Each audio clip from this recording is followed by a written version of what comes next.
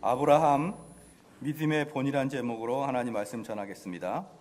히브리서 11장의 믿음의 장에서 가장 길고 복잡한 게 바로 아브라함에 대한 이야기입니다.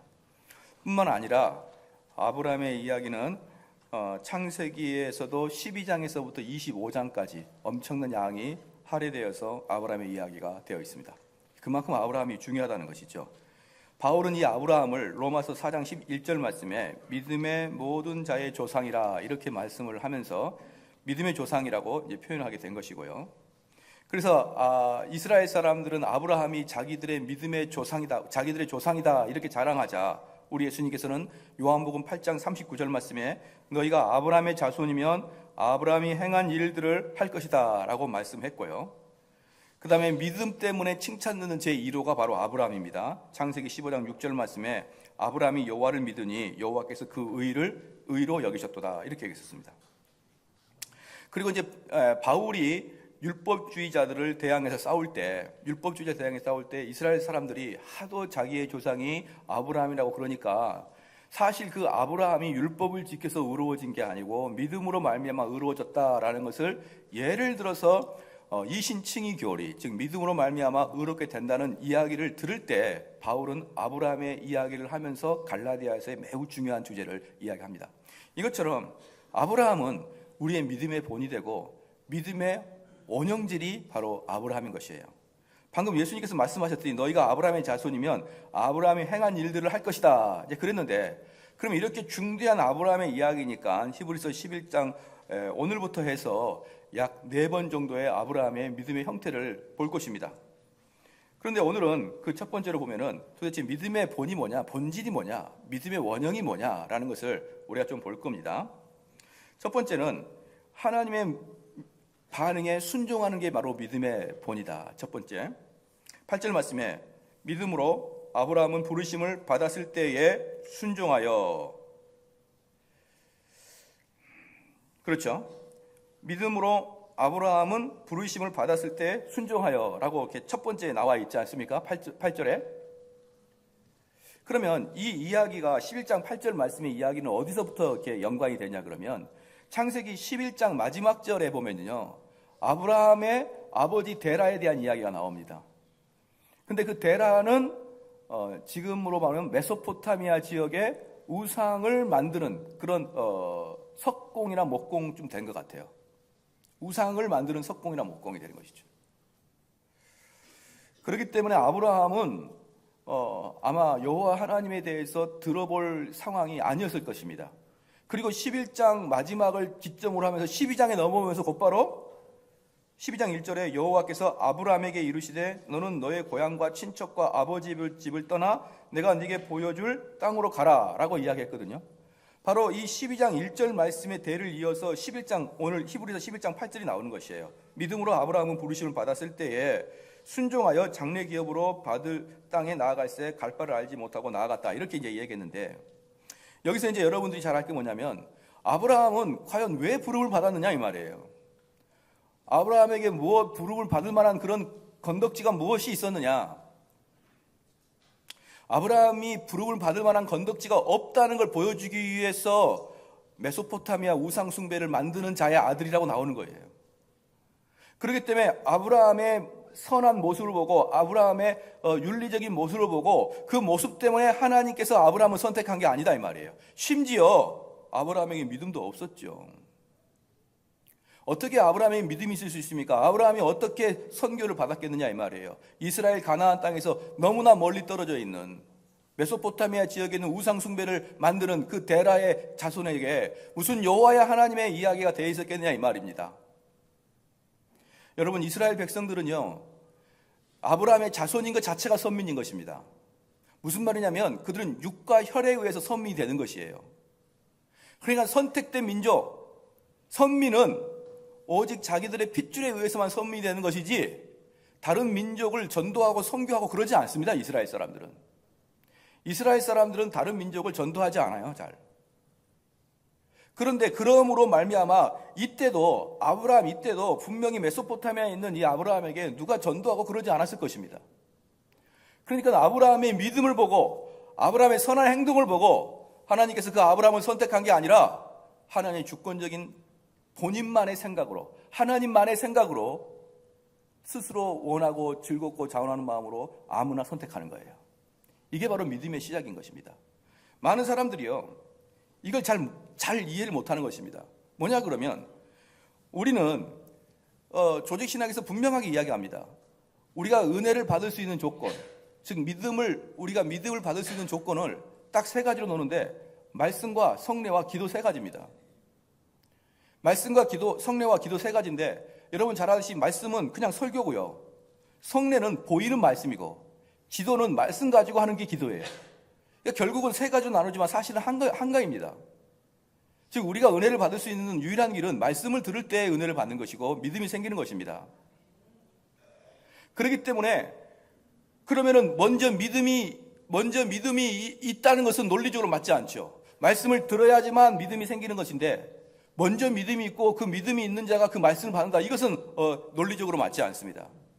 사랑하는 성도 여러분, 그래서 누가 은혜를 받느냐, 내가 은혜를 받을 준비를 하고 있는 자가 은혜를 받는 게 아니고 하나님이 주권적으로 찾아가서 문을 두드리는 자가 은혜를 받는 것입니다.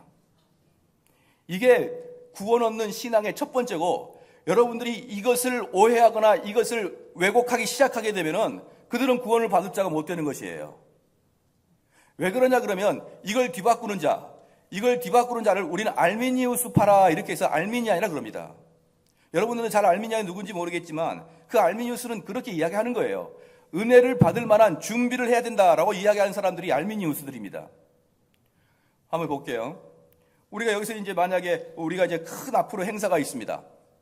만약에 옛날에 우리 어릴 때도 많이 그랬죠. 수련회 갈 때 되면은 한 달 전부터 임원들 모여가지고 수련회 큰 은혜가 나게 해달라고 여러분 기도해봤죠. 중고등부를 열심히 다니고 중고등부에서 임원을 해봤던 사람들은 아마 그때 전도사님들의 그 어떤 적극적인 동의에 의해서 수련회 가기 전에 수련회에서 은혜 받게 해달라고 막 기도했을 거예요.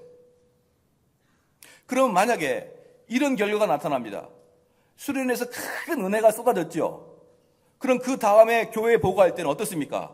우리가 수련회에서 은혜 받게 해달라고 크게 기도했더니, 우리 마음을 다 하나로 합쳐서 하나님께서 우리에게 은혜를 내려달라고 기도했더니 하나님이 우리에게 은혜를 주셨습니다 라고 하면서, 하나님의 주권적인 은혜가 아니라 우리가 금식하고 기도하고 때를 쓰니까 하나님께서 어쩔 수 없이 우리에게 은혜를 주는 수동적인 하나님이 되기 시작합니다.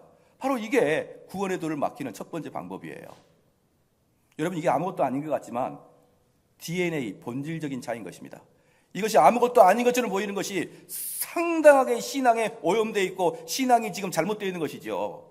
목사님, 그 정도 해가지고 천만의 말씀입니다. 우리 개혁주의 신학은 먼저 하나님께서 오시고 그 다음에 내 마음에 믿음이 생기는 것입니다. 할렐루야. 내가 믿음을 받을 준비를 해서 믿음이 생기는 것은 알미니우스예요. 선, 말씀, 후 믿음입니다. 그래서 지금 아브라함이 믿었기 때문에, 어떤 믿음의 흔적이 있었기 때문에 하나님이 아브라함을 선택한 게 아니에요. 제가 옛날에 신학을 처음 들어갔을 때는 곰곰이 생각했던 게 뭐였냐면, 아브라함도 그랬고 야곱도 그랬고 하나님께 쓰임받고 하나님께 칭찬 듣고 하나님의 사람이 된 사람들의 그 칭찬 듣기 바로 이전 단계가 무엇이 있었느냐, 이거에 대한 아주 연구를 제가 많이 했었습니다. 왜냐 그러면 칭찬은, 또는 능력은, 또는 하나님의 권세는 받으면 그만이지만 뭐가 진짜 중요한 것입니까? 누가 하나님의 능력을 받느냐, 누가 하나님께 예쁨을 받느냐, 이게 중요하지 않습니까? 그래서 그들이 그 하나님께 은혜 받기 전 단계를 막 조사했는데 바로 이 마음이 알미니안이에요. 이 마음이 한동안 그렇게 엄청나게 조사했었습니다. 근데 참된 신앙은 어떤 거냐? 하나님이 우리에게 먼저 오실 때에만, 하나님의 주권적으로 먼저 오실 때만 그 사람은 믿음의 마음이 되는 것입니다. 예를 들어 보겠습니다. 너무 간단해요. 이것은 너무나 간단합니다. 여기서는 아직도 남자친구, 여자친구가 없는 사람들이 있죠. 남자친구, 여자친구 없는 사람이 이제 열심히 거울을 보고 노력합니다. 내가 남자를 만나면, 내가 여자를 만나면 이런 마음을 가져야지, 그 사람을 향해서 내가 이렇게 마음을 열어야지. 또 나이가 들어서 선본 사람이 있어요. 어른들이 보기에 좋은 사람과 젊은이가 보기에 좋은 사람이 아주 생판 다르다는 거 여러분 잘 알고 계시죠? 어른들이 보고 좋은 것은 얼굴, 몸매 이런 거 전혀 어른들은 보질 않습니다. 이 사람이 먹이고 살릴 수 있느냐 이걸 보는 것이죠. 근데 젊은이들은 뭘 봅니까? 먹이고 살린 건 둘째치고 처음에 딱 봤을 때 자기 마음에 드는 사람이 있어야 되는데 어떻게 그렇게 부모의 눈과 자녀의 눈이 다른지 모릅니다. 그래서 선을 봤는데 도저히 눈 떠주고 못 볼 그런 자매가 온 거예요. 그런데 부모님은 야, 걔가 정말 현모양처다 라고 합니다. 그러면 아들은 싫어요 그러고 부모는 그 자매가 왜 좋은지를 3단 논법을 통해서 쫙쫙쫙 이야기합니다. 그러면서 좋아지도록 노력 한번 해봐라. 여러분, 그거 노력한다고 됩니까? 안 되죠. 그럼 사랑은 어떻게 싹틉니까? 엄마가 그냥 왜 저한테 그러시나요? 왜 싫은데 그러시나요? 그러면서 문 밖을 탁 뛰쳐나갔는데 지나가는 아가씨를 딱 보는 순간 불가항력적으로 내 마음에 사랑이 싹 트는 걸 여러분 드라마에서 보고 알고 계시잖아요. 사랑이 노력한다고, 사랑이 마음 준비한다고, 사랑이 미리미리 그걸 받을 자세가 되어 있다고 사랑이 됩니까? 사랑은 나도 모르게 불현듯 들어오는 거 여러분 잘 알고 계시죠? 하나님의 은혜도 마찬가지예요. 하나님께 받을 은혜 받을 준비를 한다고 내게 오는 게 아니라 하나님의 말씀은, 하나님의 믿음은 불현듯 나에게 다가옵니다. 예상치 못한 곳에. 무엇으로 다가옵니까? 하나님 말씀으로 다가옵니다. 왜? 오직 우리의 믿음을 싹트게 하는 것은 말씀밖에 없기 때문에. 그러면서 이건 거예요. 여기에 있는 이제 젊은 사람들 중에, 또는 여기에 있는 중고등학생들 중에, 부모를 따라서 억지로 교회에 오는 사람들 중에 그 마음밭이 어떤 상태냐 그러면 저남산 위에 소나무, 어떤 상태입니까? 철갑을 두른 상태예요. 이 학생들이 하나님 말씀이 선포돼도 철갑을 두르고 있단 말이에요. 하나도 틈이 없습니다. 말씀이 들어갈 틈이 없는 거예요. 그들의 눈빛은 완전히 동태 눈빛입니다. 스님들이 얼마나 열받았으면 뭐라고 했을까요? 소귀의 경일기라. 그의 눈도 여전히 소눈입니다. 손눈처럼 아무 생각 없이 아주 깨끗한 눈빛 말입니다. 아무리 설교를 잘해도 깜빡깜빡거리는 그 눈빛 말입니다. 그렇게 설교를 해도 철갑을 두른 듯 하나도 들어가지 않았던 그 마음에 어느 날 하나님의 말씀이 한 줄기 빛이 쭉 들어갑니다. 자기도 모르는 사이에. 그리고 그 다음부터 무장해제가 되기 시작하는 거예요. 여러분이 집에서 아들아, 우리가 왜 신앙의 믿음을 가져야 되는지 3단 논법으로 설명해 보십시오. 그 아들이 믿음이 들어오는지. 내가 준비한다고, 내가 어떤 마음을 먹는다고, 내가 긍정적인 마음으로 목사님의 말씀에 받아들이겠다 이런 마음을 먹는다고 해서 나에게 믿음이 들어오는 게 아니라, 믿음은 하나님이 말씀을 타고 성령께서 우리 마음에 어느 순간에 내 앞에 와서 사랑하는 아들아 내가 왔다 이렇게 들어오시는 거예요. 할렐루야. 그래서 이사야서 51장 1절 2절 말씀에 의를 따르며 여호와를 찾아 구하는 너희는 내게 들을지어다. 지금 이스라엘 백성들한테 뭐라고 하냐면 너희들의 의로움을 따라서 착한 일을 하고 의롭게 살고 정의를 외치는 너희들, 그러면서 여호와를 찾는 자들, 너희는 내게 들을지어다. 너희를 떼낸 반석과 너희를 파낸 우묵한 구덩이를 생각하여 보라. 너희 조상 아브라함과 너희를 낳는 사라를 생각하여 보라. 아브라함이 혼자 있을 때에 내가 그를 부르고 그에게 복을 주어 창성하게 하였느니라.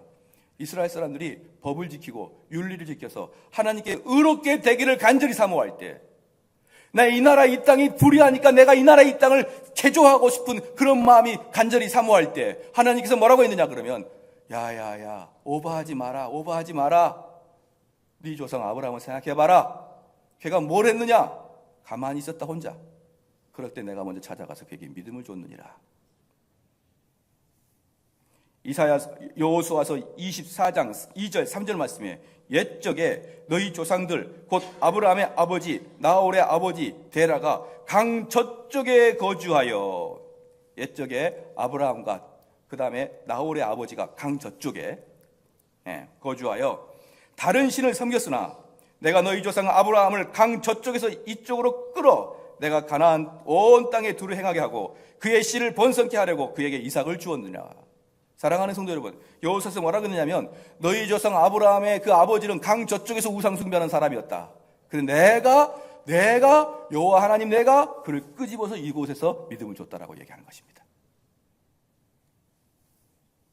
로마서 3장 11절 12절 말씀에 깨닫는 자도 없고 하나님을 찾는 자도 없고 다 치우쳐 함께 무익하게 되고 선을 행하는 자가 없나니 하나도 없도다. 그래서 사랑하는 성도 여러분, 여러분 자녀 마음속에 믿음이 들어가게 하고 싶습니까? 그러면 말씀 선포하는 자리에 앉혀놓는 그 방법 외에는 없습니다.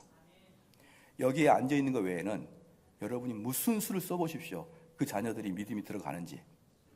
여기 와서는 나는 절대로 목사님에게 은혜를 받지 않을 거야, 그렇게 서운하고 온 사람들이 있어요. 무슨 말을 해보십시오. 내가 목사님의 쏘가 넘어가나 이렇게 마음에 철갑을 두르지만 그 철갑을 100번이나 들어보십시오. 하나님께서 여러분에게 은혜 주시기로 마음먹으면 그날로 은혜 받습니다. 인간은 하나님의 도도한 그 은혜를 막아낼 수가 없어요. 이걸 바로 불가항력적인 은혜라고 합니다.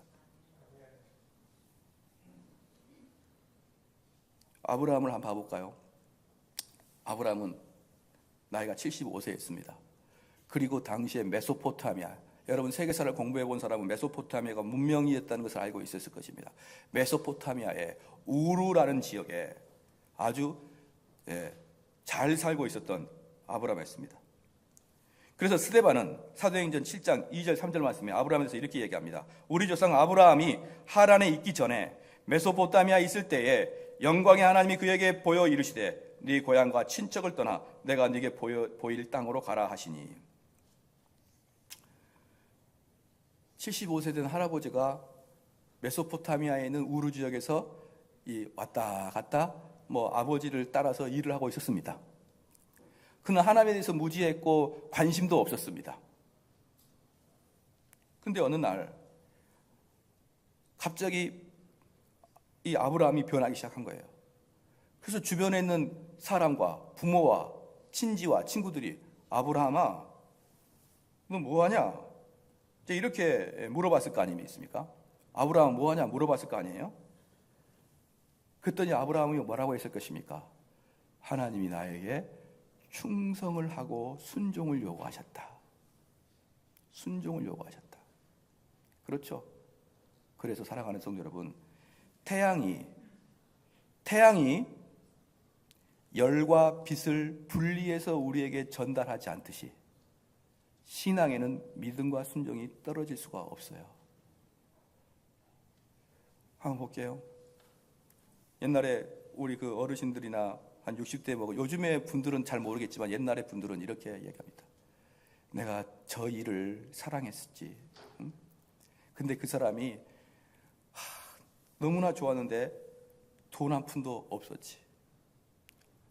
어떤 목사님은 저한테 이야기하는데 자기 결혼할 때 통장에 5만 원 있었답니다. 5만 원. 그런데 그렇게 돈 한 푼도 없는 그 남자한테 왔는데, 그래서 처음부터 집을 얻었는데 지하 단칸방, 월세방부터 시작했지. 그런데 나는 저 사람을 사랑하기 때문에 그게 힘든 줄도 모르고 그저 즐겁게 살아왔습니다. 라는 이야기를 드라마에서 들어보셨죠? 마찬가지로 하나님께서 여러분의 마음에 믿음의 빛을 심어주고 여러분의 마음을 열게 하여서 사랑하는 자녀야, 내가 너 속에 들어간다 라고 하게 되면 그걸 받아들인 자는 우리 하나님이 너무나 좋아서, 하나님을 사랑하는 게 너무나 사랑이 커서 앞뒤 재지도 않고 그냥 갑니다.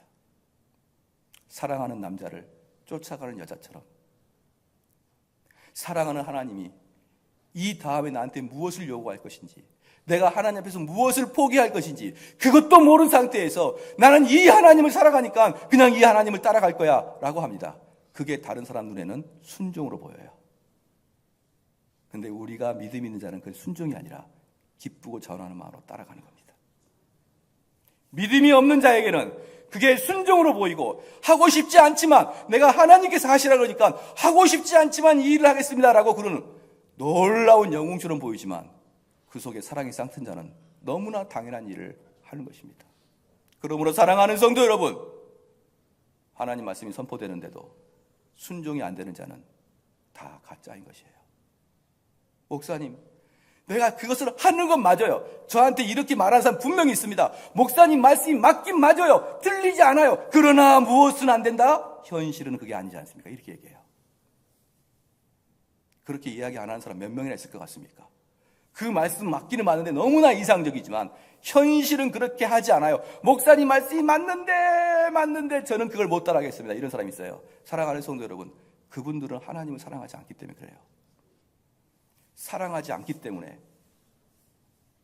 만약에 어떤 자매가 어떤 형제를 사랑하는데 그 형제가 그 자매를 사랑하지 않습니다. 마음 깊숙한 곳에서는 사랑하지 않는데 어떻게 하다 사귀게 된 거예요. 이제 그러면은 이 형제들은 사랑하지 않으면은 잘 전화기도 안 돌리고 또 전화기를 안 받을 때도 있습니다. 그러면 이 여인이 뭐라고 그러냐 그러면, 길동씨 우리 사귀는 거 맞아요? 맞지. 근데 사귀는 것 같지가 않아요. 왜? 남들은 매일매일 전화도 한다는데, 알았어 그럼 내가 매일 전화해 줄게. 그래서 매일 7시 되면 딱 전화를 해줍니다. 여러분 어때요? 그 사람은 그게 얼마나 큰 노고일까요? 한참 이러다가 또 아주 늑대 같은 여자가 또 있네. 또 전화해가지고 또 전화 안 하면 또 공같이 달려들겠지. 그래서 의무적으로 그 일을 하는 것은 그 남자가 얼마나 힘들겠습니까? 근데 그녀를 향한 마음이 사랑이 넘친다 그러면 어때요? 똑같이 하루에 한 번씩 전화해도 힘들지가 않는 거예요. 너무나 좋은 것입니다. 한참 전화를 한다고 끊는데, 사랑하지 않는 사람들은 한참 전화다 끊으면 5분인데 이 사람은 잠시 전화한 것 같은데 1시간이 훌쩍 지났습니다. 여러분 그런 거 경험해 보셨잖아요.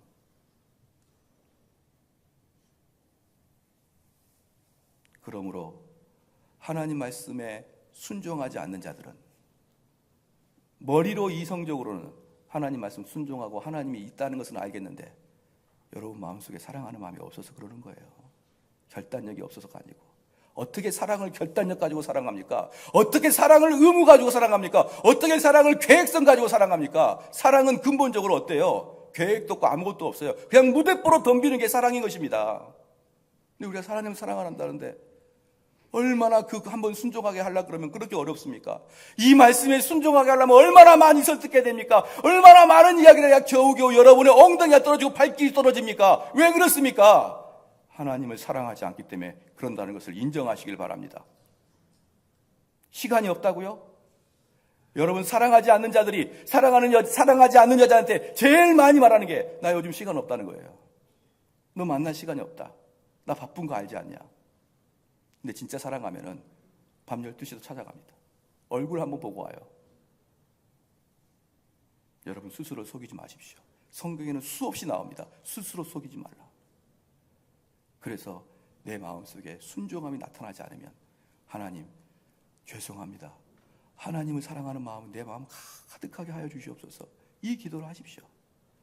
하나님의 사랑이 나를 덮게 하시고 하나님의 사랑이 나를 풍성하게 하여서 하나님의 일이라면 앞뒤 따지지 않고 그 길을 가겠나이다.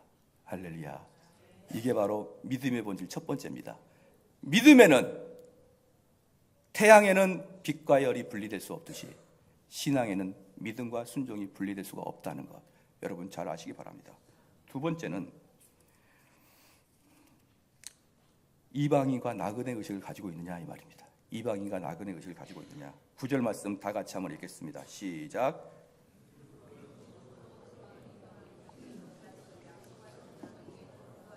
동일한 약속을 유업으로 함께 받은 이삭과 야곱으로 더불어 장막에 가였으니, 믿음으로 저가 외방에 있는 외국에 있는 자와 같이 되는 것이고요, 약속하신 땅에 우거하여 동일한 약속을 유업으로 이렇게 받았습니다. 자 봅시다. 이제 이 사람이 메소포타미아라는 우르라는 대단히 좋은 동네를 나가라, 하나님께서 75세 된 이미 거기 터를 잡고 있는 그 사람에게 나오라 그랬는데, 그 도시가 우리로 말하면 서울 강남이에요. 서울 강남에서 나오라 이렇게 한 다음에 그 아브라함에게 어디로 가냐 그러면 경상도 합천으로 가라. 제가 여기서 경상도 합천을 이야기하는 것은 30년 후에 사라질 도시 중에 하나더라고요. 경상도 합천, 또 안동, 전라도의 영암, 고흥, 벌교 이런 데 아무나 선택해서 가라. 강남에 있다가요. 강남에 그러면 아브라함이 그 하나님이 좋아서 그 믿음을 순종하는데 이 메소포타미아에서 가나안까지 갈 때 그냥 간 거 아닙니다. 엄청난 우여곡절을 거쳐서 심지어 너무나 힘들어서 중간에 하란 땅에서 멈췄다가 하란에서 아버지 데라가 돌아가셨고 그리고 우여곡절 여러분 그 지역이 전부 다 뭡니까? 사막이에요. 사막을 그렇게 죽음의 땅을 거쳐서 그렇게 우여곡절 끝에 가나안 땅에 입성했는데 이 가나안 땅이 완전히 헐고 추하고 아무것도 없는 맨 땅에 근데다가 모세가 출애굽할 때 하나님께서는 가나안 족속을 멸절하라 그랬습니다. 멸절. 미디안, 모압 족속, 암몬 족속, 블레셋 족속 얘네들이 뭡니까? 윤리적 도덕적으로 말할 것도 없고 우상 숭배에 얼마나 찌든 사람들입니까?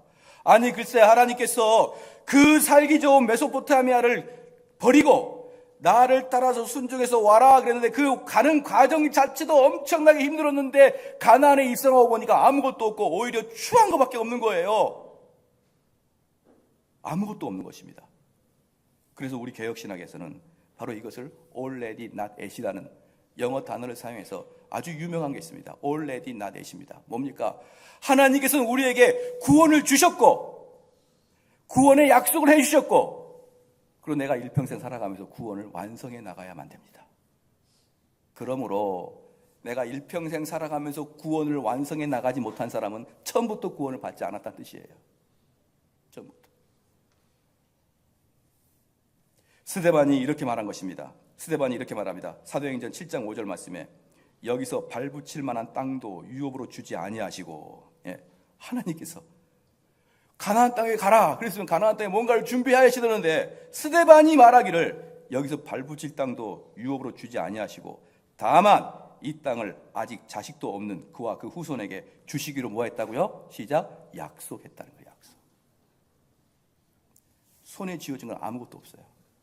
단지 이 땅을 너희 후손들에게 주겠다. 이 약속 하나 믿고 움직였던 것입니다. 그러면 이제 많은 세월이 흐른 다음에 외방인처럼 이방인처럼 가나안 땅에 살다가 이 사람이 그 나라에서 얼마나 이방인처럼 살았냐 그러면 많은 세월이 흐른 다음에 사라가 죽었을 때 아브라함이 사라의 매장지를 위해서 땅을 산 걸 여러분 알고 계시죠? 그 무슨 말입니까? 그동안 땅 한 평 가지고 있지 않는 이방인의 모습으로 살았습니다. 이방인의 모습. 여러분 이제 이방인의 모습이 뭔지를 말씀을 드릴게요.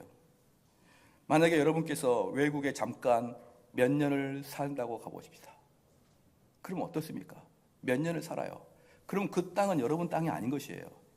여러분은 이방인 것입니다. 우리는 이방인이에요.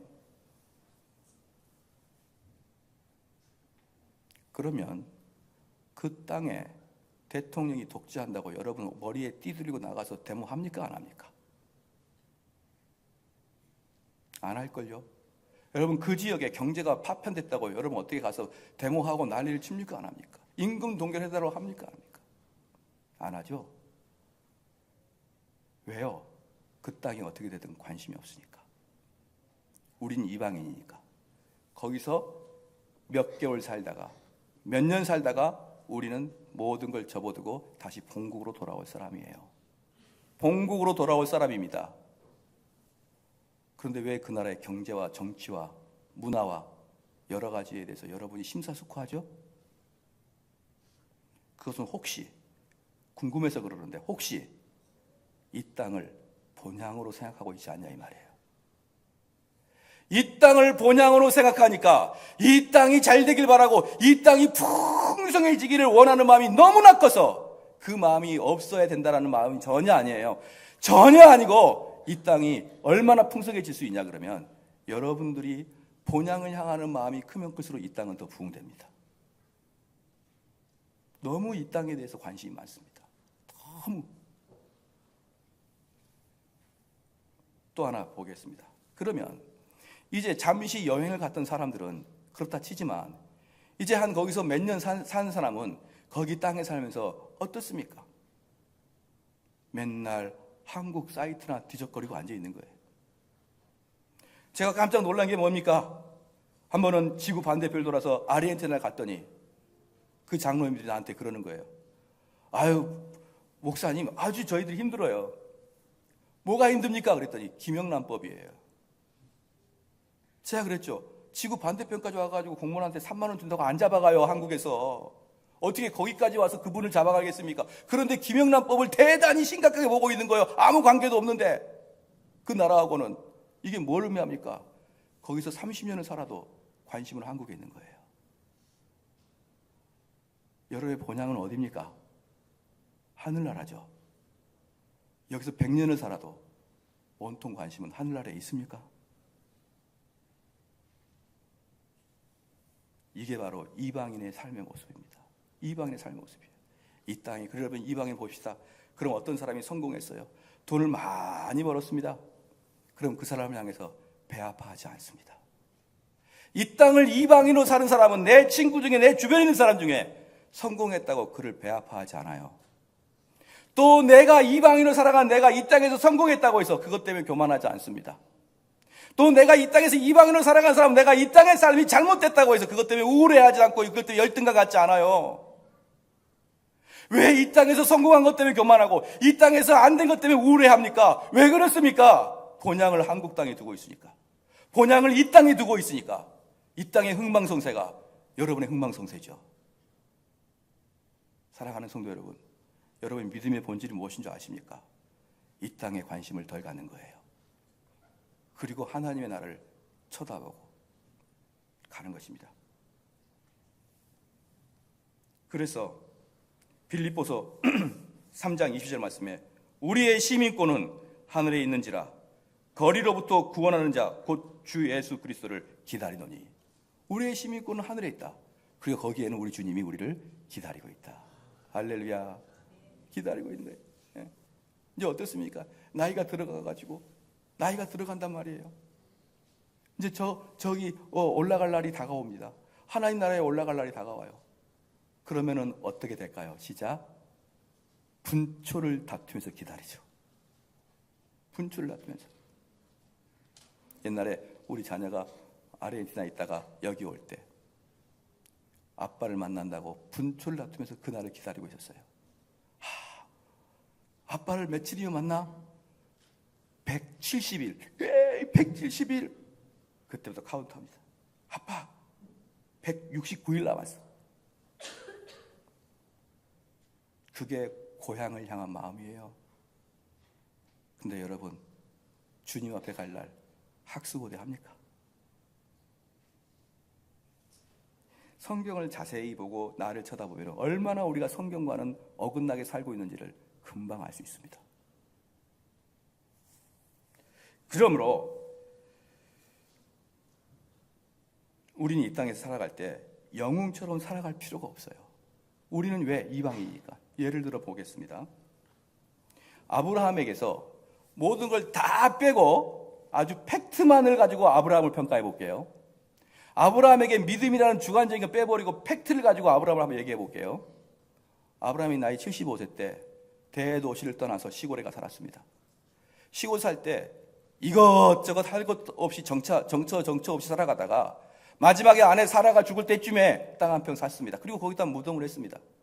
그리고 아브라함이 나이가 들어도 애를 못 낳아가지고 나중에 애 몇 명 낳았는데 그 중에 크다는 쫓아내고 그리고 둘째 아들 죽이려다가 살인 미수로 그냥 데려왔습니다. 그게 아브라함의 인생이에요.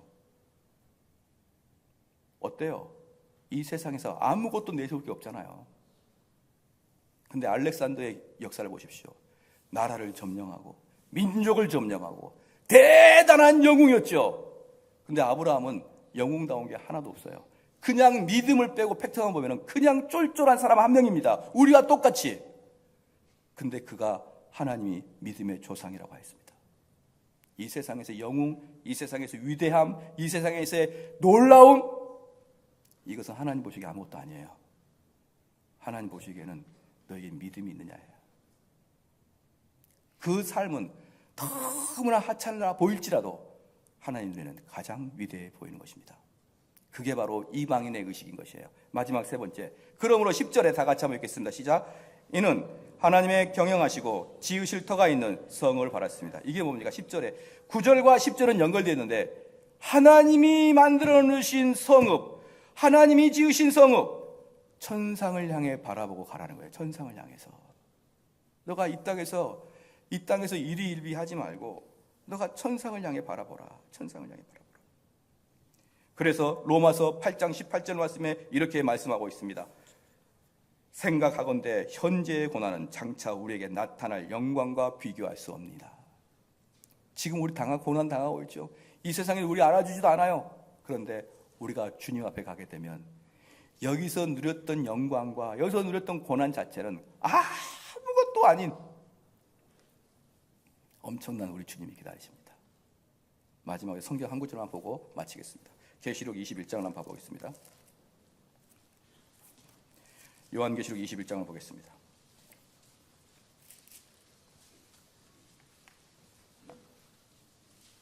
요한계시록 21장 10절 말씀 보겠습니다. 21장 10절 말씀 다 같이 한번 읽겠습니다. 시작.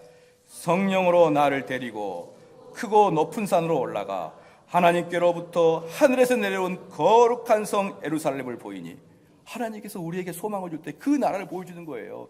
너희들이 올 장차 그 나라는 이런 나라다. 11절 말씀에 시작. 하나님이 영광이 있음에 그의 성의 빛이 지극히 귀한 보석 같고 벽옥과 수정같이 밝더라. 너희들이 이 땅에 살아가서 월세 사느니 전세 사느니 힘들지. 그러나 거기에는 놀랍게 아름다운 보석과 같은 집들이 너에게 기다리고 있다 이 말입니다. 계시록 계속 보겠습니다. 그 다음에 21장 23절 읽겠습니다. 시작. 그 성은 해오나 달의 비침이 쓸데없으니 이는 하나님의 영광이 비추고 어린 양이 그 등에 대심이라. 하나님의 영광이 확 차가지고 햇빛 자체가 필요 없다. 22장 보겠습니다. 22장의 2절부터 5절까지입니다. 시작. 길 가운데로 흐르더라. 강 좌우에 생명나무가 있어 12가지 실과를 맺으되 달마다 그 실과를 맺히고 그 나무 잎사귀들은 만국을 소성하기 위하여 있더라. 다시 저주가 없으며 하나님과 그 어린 양의 보좌가 그 가운데 있으리니 그의 종들이 그를 섬기며 그의 얼굴을 볼 터이요 그의 이름도 저희 이마에 있으리라. 다시 밤이 없겠고 등불과 햇빛이 쓸데없으니 이는 주 하나님이 저희에게 비추심이라. 저희가 세세토록 왕노릇 하리로다. 아멘. 마지막 하나만 더 읽겠습니다. 22장 14절 말씀 시작. 그 두루마기를 빠는 자들은 복이 있으니 이는 저희가 생명나무에 나가며 문들을 통하여 성에 들어갈 권세를 얻으려 함이로다. 여러분 어때요? 그 성읍은 얼마나 아름다운지 여러분이 이 땅에서 그 많은 고통 당해도 괜찮다. 여러분이 인생 살다가 잘못 살죠?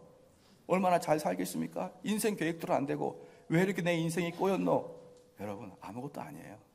어차피 우리는 왔다가 길어봐야 100년 살다가 흔적도 없이 사라집니다. 흔적도 없이 사라집니다. 그 흔적도 없이 사라질 것을 위해서 애쓰지 말고 천상 바라보며 살아가라. 나는 돌아보니까 내 인생 실패입니다. 그런 말 하지 마라. 이거 사실 별거 아니다. 너희들 여기 외국인이야. 나그네야. 잠시 왔다가 가니까 이 땅 것에 너희들 지나치게 신경 쓰지 마라. 어떤 사람 그래요. 목사님 부끄러워요. 인생이. 안 부끄러워요. 여러분보다 더 부끄러운 사람이 누군지 아십니까? 아브라함이라니까요. 첫째 아들 내쫓았죠. 둘째 아들한테 살인 미수였지 않습니까? 그 사람이 지금 22세기에 있다면 네이버에 엄청나게 썼을 거예요. 이런 무지한 아브라함이 있느냐? 정말 보잘것없고 정말 인생 실패한 게 아브라함 아니겠습니까? 그러나 하나님 보시기엔 어때요? 최고의 믿음의 사람입니다. 우리 이 땅의 성공과 실패 때문에 일희일비하지 않기를 주님 축원합니다. 우리 말씀을 생각하면서 한번 기도하겠습니다.